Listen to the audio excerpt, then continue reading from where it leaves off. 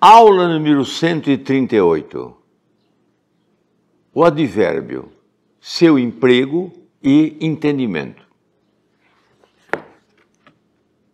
No vídeo 137, vimos o conceito de advérbio, a sua classificação. Hoje, o seu emprego e seu entendimento. Permita que eu faça uma abertura de aula com um poema de Fernando Pessoa. Não tenhas nada nas mãos, nenhuma memória na alma, que quando te puserem nas mãos o óbolo último, ao abrirem-te as mãos, nada cairá. Que trono te querem dar, que Atropos não tire? Que louros que não fanem nos arbítrios de Minos? Que horas que te não tornem da estatura da sombra? Que serás quando fores na noite e ao fim da estrada? Colhe as flores, mas larga-as, das mãos mal as olhaste. Senta-te ao sol, abdica e sê rei de ti mesmo. Vamos colocar o poema no vídeo e façamos uma interpretação. Siga comigo. Eu vou interpretando e você vai vendo, linha por linha, a interpretação que eu faço no meu livro Poemas de Fernando Pessoa e Heterônimos.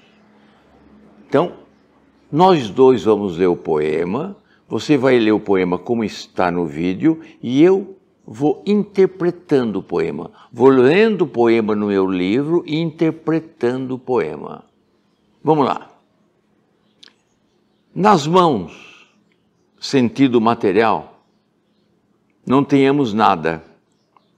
Na alma, sentido espiritual, subjetivo, não tenhamos sequer uma memória, porque nada cairá das mãos ou da alma quando chegarmos à hora da morte, quando te puserem nas mãos o óbolo último.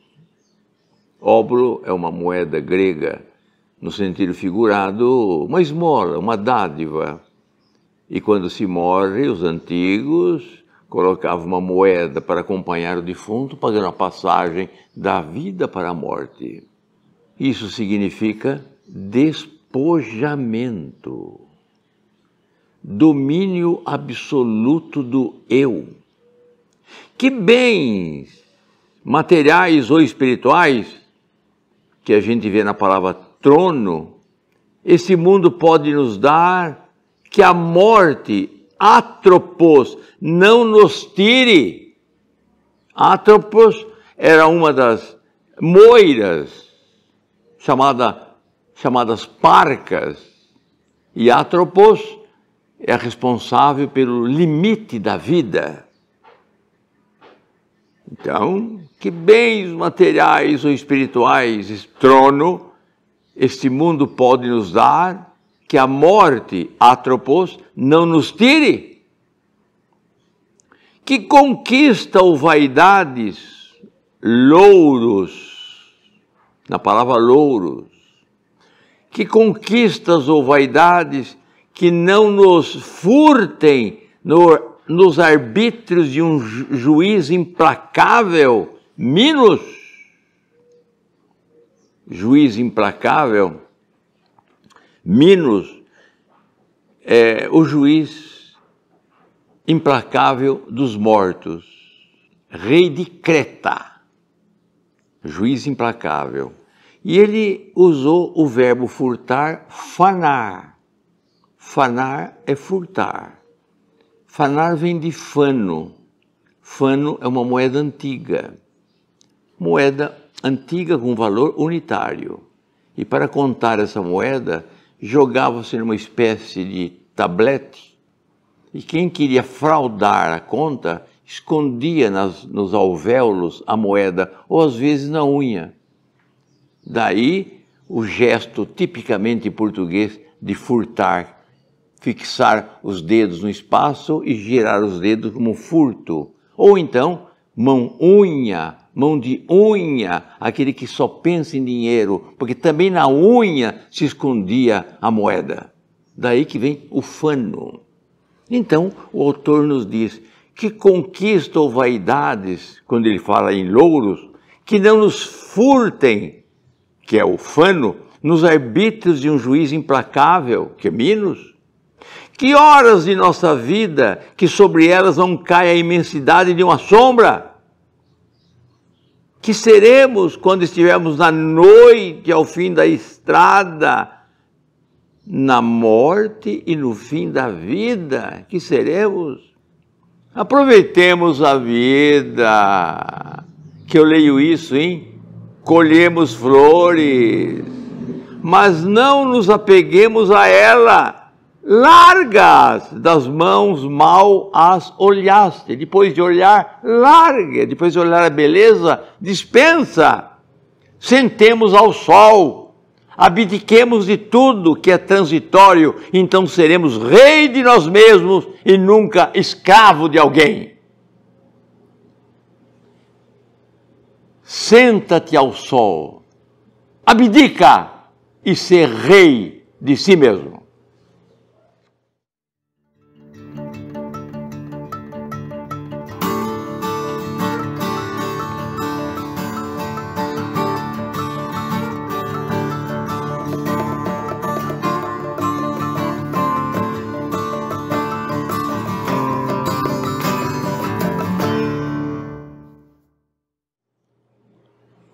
Vamos estudar o advérbio, seu emprego, seu entendimento.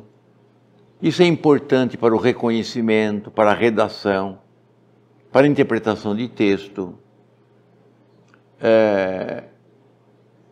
É programação oficial do governo federal, é programação oficial dos colégios do país e é programação do vestibular para ingressar nas principais faculdades do país. Então, um pouquinho de paciência, não é preciso necessariamente tomar nota, só vai ouvindo o que eu estou falando. Eu colhi as informações, a pesquisa que eu fiz no meu livro de gramática da língua portuguesa, de onde eu tirei uma xerox com letra maior, para aumentar a letra do livro, tornar mais fácil a consulta, se for necessário fazê-la. Então vamos lá ver. Vamos ver 26 casos que eu resolvi passar para os senhores. Primeiro,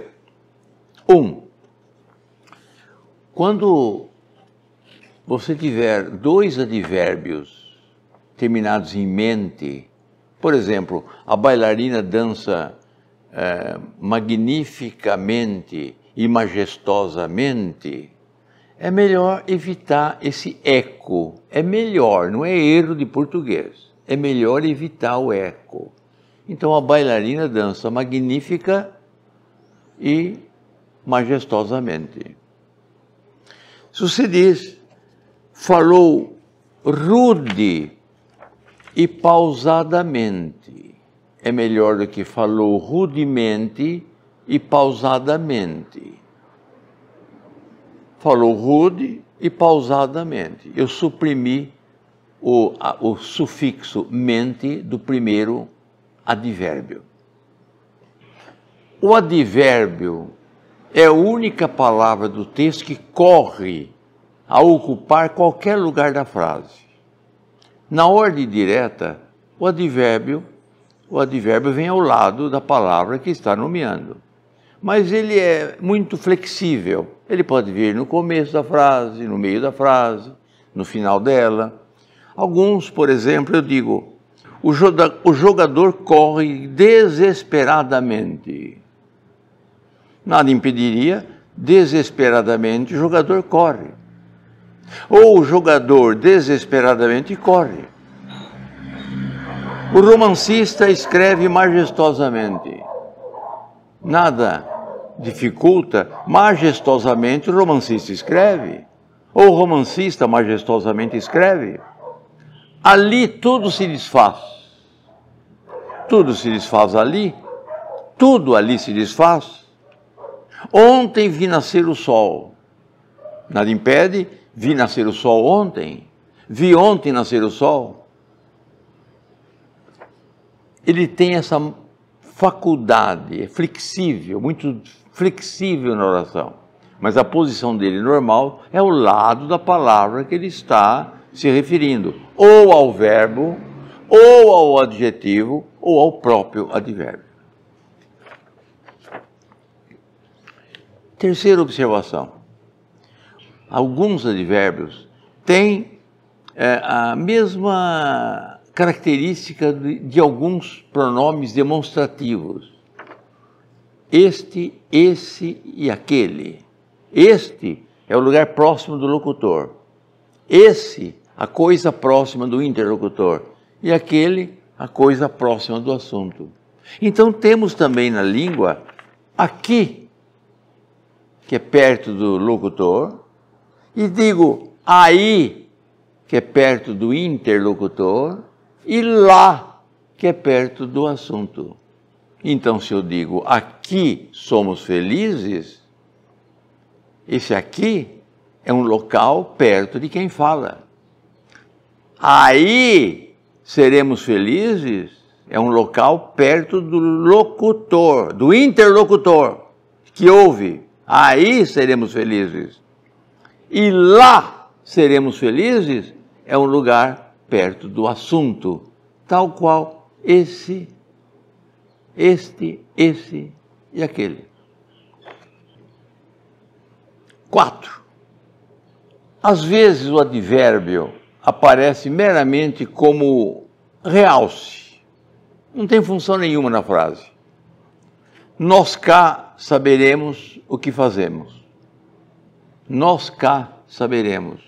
Não tem função nenhuma. É meramente uma partícula de realce esse cá. Ele lá sabe o que escreveu? Esse lá também é uma oração com função de realce. Ele lá sabe o que escreveu? Com forte aspecto negativo. O lá é comum em frases negativas. Sei lá o que querem dizer. Sei lá o que querem dizer. Sexta observação. O advérbio onde interrogativo e aonde interrogativo. O onde pressupõe um verbo sem movimento e o aonde um verbo que encerra movimento. Onde moras? E não aonde moras. Onde moras? Ponto de interrogação. Onde trabalha você? Ponto de interrogação. Onde você estuda? Ponto de interrogação. Agora, aonde vais? Esse verbo de movimento exige a presença da preposição a antes do onde. Então, é advérbio de tempo. É o que eu faço na 7ª observação. Quando a Polônia foi invadida e inicia a Segunda Guerra Mundial, Getúlio Vargas, então, era o presidente da República. Então, ou seja, naquela época, na monarquia, D. Pedro II, então, era o imperador. É elegante a construção do então, se referindo ao tempo passado.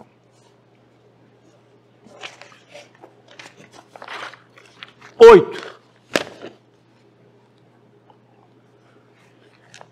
Rigorosamente, nunca e jamais são advérbios de negação, mas de tempo também, simultaneamente.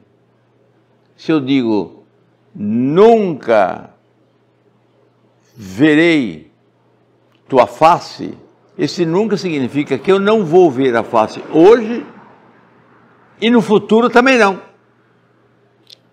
Jamais te esquecerei, hoje não te esqueço e nunca te esquecerei. Essa ideia do nunca e do jamais. Então, ambos, eles são advérbios de negação e tempo ao mesmo tempo. Observação 9. Bem e mal fazem o comparativo sintético melhor e pior. Escrevem melhor que os colegas e danças pior que os asiáticos. Pronto. Comparativo sintético. Observação número 10. Por quê? Na oração interrogativa, separado. A resposta a essa pergunta é junto, porque é a causa. Por que você não veio à aula? Ponto de interrogação. Resposta, porque fiquei doente. Junto. Então a pergunta separado e a resposta junto. O porquê causal é junto e o final também. E o porquê interrogativo é separado. Não só o interrogativo, se é para lembrar os senhores. Quando esse porquê se referir à razão pela qual, também ele é separado. Eis o motivo por que não fui ao colégio. Ou seja, eis o motivo pelo qual não fui ao colégio. Então esse porquê também é separado. Muitos adjetivos são usados como advérbios. Isso nós chamamos de derivação imprópria. Ele é um adjetivo, mas como advérbio. Se eu pegar uma frase de propaganda de cerveja, dá para entender melhor. A cerveja desce redondo. Esse redondo é advérbio, porque está modificando não cerveja, mas o verbo descer, a maneira pela qual desce e como desce. É a circunstância verbal. A frase, a cerveja desce redonda, aí seria um adjetivo redonda que se refere à cerveja. E aí redonda é a cerveja que desce redonda, ela é redonda. Mas a cerveja desce redondo, é o movimento dela que é redondo, é o verbo que é redondo, é o verbo descer. Igual em outras frases, ele fala manso. Não que ele seja manso, manso é a fala. Compramos barato, vende-se muito caro, ou seja, caramente.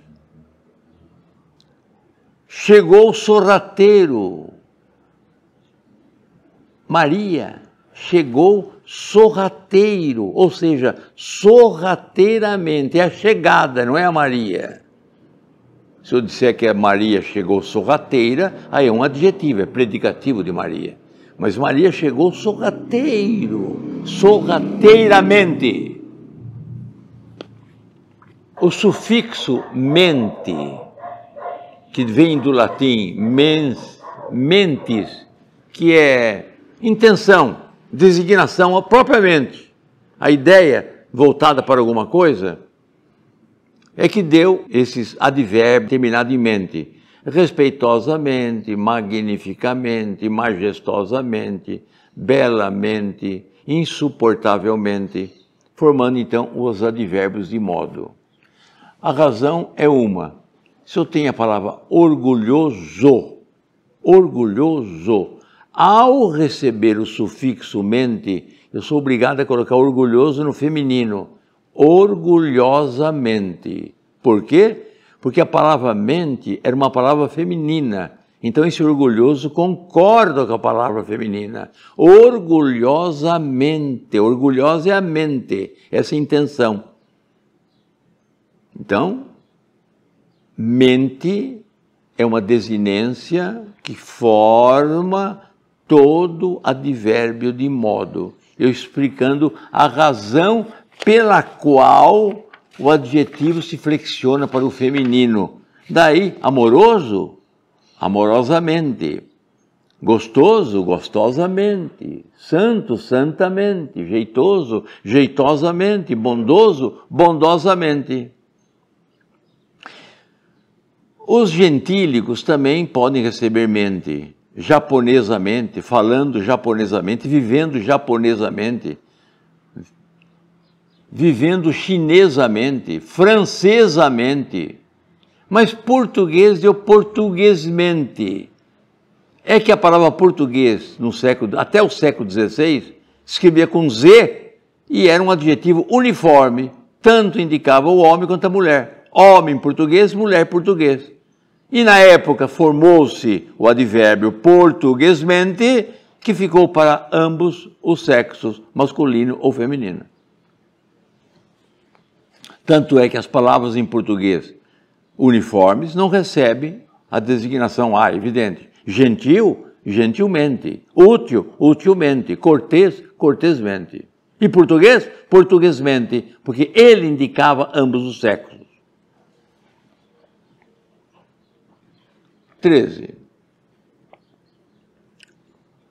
Mui, tão e quão é forma sincopada de muito, tanto e quanto. Eu digo muito respeitosamente, tão infeliz, quão linda é amanhã, quão linda. É forma sincopada de muito, tão e quão são formas sincopadas de muito, tanto e quanto. É importante prestar atenção em algumas palavras da língua portuguesa que funciona como advérbio ou pode ser um adjetivo. A atenção do aluno é a que palavra se refere. Observe, olha, falar muito. Esse muito modifica o verbo. Se modifica o verbo, é advérbio. O próprio nome está dizendo advérbio, ao lado do verbo. Mas se eu digo muitos homens, esse muito já não é advérbio, é um pronome indefinido. Percebe a diferença? Outra, escrever pouco é advérbio, mas poucos alunos é um pronome indefinido. Trabalhar mais é advérbio. Mais confiança é outra coisa. Da intensidade da confiança, e aí tem um pronome. Chorar menos, advérbio. Menos amor, adjetivo. Estudar bastante, advérbio. Bastante dinheiro, pronome indefinido. 15. Observação 15. A palavra meio numeral concorda com o substantivo a que se refere. Meia lua, meio quilo, paredes meias, meia moeda. Nesse caso, ele é numeral e concorda com a palavra que se refere. Mas, se eu tomar a palavra meio como advérbio, o advérbio é invariável. E o advérbio não pode concordar com o gênero do adjetivo a que se refere. Então, eu diria, a mulher meio louca, casa meio abandonada, diria flor meio murcha. Essa é a concordância clássica da língua. Contudo, o povo altera essa regra quando a palavra meio indicar a metade da qualidade expressa pelo adjetivo. Precisamente a metade da qualidade. Assim, a bandeira portuguesa era meia branca. Eu estou dizendo que era metade branca. Tolera-se essa concordância. Meia branca, esse meio, modificando branco, é advérbio. Por conseguinte, normalmente seria a bandeira portuguesa era meio branca. Mas se eu quero indicar precisamente a metade, como o povo faz, então meia branca. Então, frases diferentes. A janela está meio aberta e a janela está meia aberta. Conforme eu estou expondo, a janela está meio aberta, um tanto aberta. A janela está meia aberta, aberta pela metade. Mas aquilo que não é possível dizer a metade, nunca se pode fazer isso. Águas águas meio paradas, flores meio maltratadas e nunca flores meias maltratadas.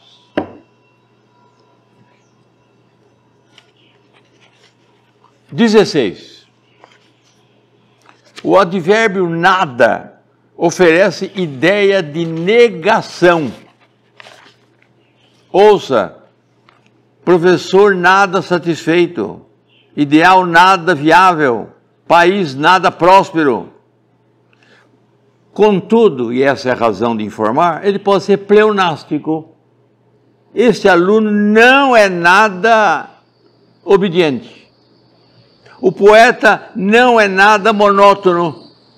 O professor não está nada satisfeito. Ele é meramente pleonástico. Vamos repetir uma frase. O poeta não é nada monótono. Se eu digo não é nada monótono, eu neguei duas vezes. E se eu nego duas vezes, eu tenho uma afirmação. Duas negações se anulam, como na própria matemática. Se anulam, duas negações se anulam e parte para o positivo. Então, rigorosamente, se o poeta não é nada monótono, então eu estou afirmando alguma coisa que é monótono.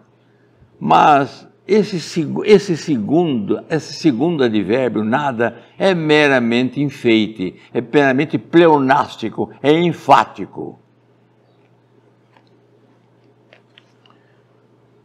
Observação 17. O advérbio de designação eis o troco, por exemplo, eis, está aqui o troco, essa ideia, ele vem do verbo haver, que se conjugava eu hei, tu has, ele há e eis, sem o H. Nós havemos, vós haveis, sem o H, eles hão. Eis. A gramática da língua portuguesa, a nova nomenclatura da língua portuguesa, designava como uma palavra estranha, especial, né? Sem classificação.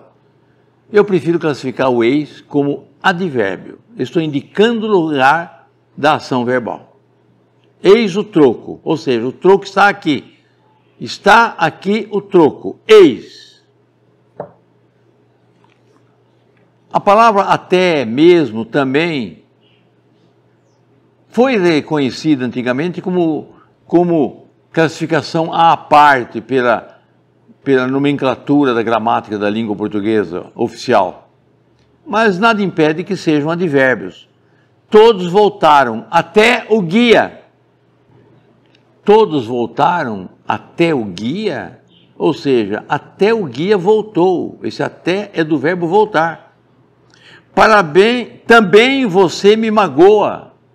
Também você me magoa. Sei tudo mesmo como suportas a vida. Sei tudo mesmo como suportas a vida. Esse mesmo também é um advérbio. Senão. A palavra senão pode ser um advérbio de exclusão. Não li os clássicos. Senão, Camões. A ideia é que não li os clássicos, mas li Camões. Então, é um advérbio de exclusão. Senão os clássicos, senão Camões, exclui, não li os clássicos. Não vi ninguém, senão Carlos. Então, advérbio de exclusão. Mas pode ser uma conjunção coordenada adversativa, como fala Padre Vieira. Cuidarei de outras ovelhas, que não de vós. Ou cuidarei de outras ovelhas, como disse, senão de vós. Oração coordenada adversativa. O senão pode ser um substantivo. Não há felicidade sem senão. Substantivo. E pode ser uma conjunção coordenada condicional se vier separada. Fala alto, se não falarás sozinho. Estude português, se não ficará ignorante. Observação 20. A palavra só pode ser advérbio ou pode ser um adjetivo. Prestar bem atenção no sentido da frase. Padre Vieira, o homem só é salvo pela fé, mas não pela fé só. Só é salvo pela fé unicamente, somente, advérbio. Mas não pela fé só, mas não pela fé isolada, separada, sozinha. Adjetivo. Outros exemplos. Ouça. Eu só estudo português. Somente, advérbio. Eu estava só. Sozinho, adjetivo. Lugares sós do meu país. Isolados. Só amas o filho mais novo. Somente. Eu tenho uma só professora. Única. Avante. É um advérbio de lugar. Vamos avante. Mas pode ser uma interjeição. Avante, lutemos até a memória. Observação 22. Assim é advérbio de modo. Joguemos assim, mas pode ser adjetivo. Visitei Ouro Preto, Sabará, Mariana e outras cidades assim. Adjetivo. Alerta, na observação número 23, é advérbio, de modo. Ficou alerta, mas pode ser interjeição. Alerta, o inimigo se aproxima. Não. Às vezes é simplesmente uma palavra de realce, sem qualquer conotação negativa. Quantas vezes não lhe dei meu carinho e afeto? Quantas vezes não lhe dei? É o contrário, eu dei sempre. É meramente expletivo. Não sou eu teu melhor amigo? Não sou eu teu melhor amigo? É meramente expletivo. Aliás, o inglês, a língua inglesa faz muito isso. Muito, costumeiramente. Para servir um café a alguém, por que você não se senta à cadeira e não tome um café? Quer dizer, por que não se senta à cadeira? Por que não vai até o cinema e assiste um filme? É meramente um expletivo, de realce. Para o inglês é muito comum o não expletivo, de realce. O advérbio tão pouco equivale a também não. Não li Camões, tampouco Homero. E finalmente, outro sim é advérbio de inclusão, equivalente a igualmente, bem assim. Escreva onde nasceu, viveu, outro sim, onde estudou. Observou a frase? Escreva onde nasceu, viveu, outro sim, onde estudou. Estas observações que eu fiz sobre advérbios.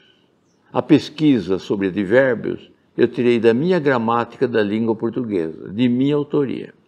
E a pesquisa foi feita pelo próprio professor. Nesta aula eu fiz um preâmbulo com a poesia de Fernando Pessoa.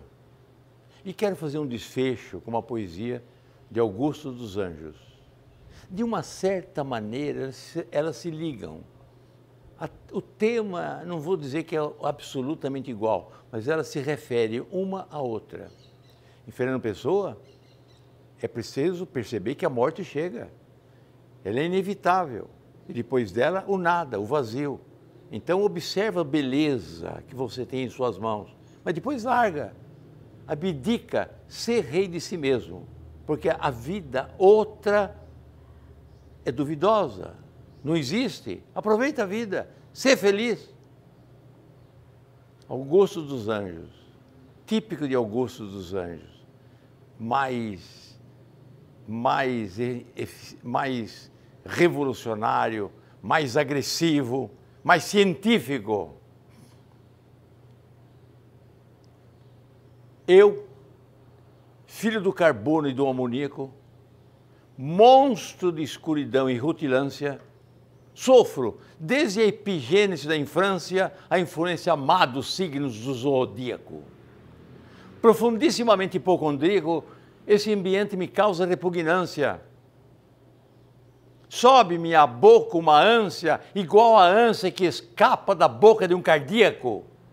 Já o verme, esse operário das ruínas, que o sangue podre das carnificinas come, e a vida em geral declara guerra, anda a espreitar meus olhos para roê-los, e há de deixar-me apenas os cabelos na frialdade inorgânica da terra. A minha pátria é a língua portuguesa.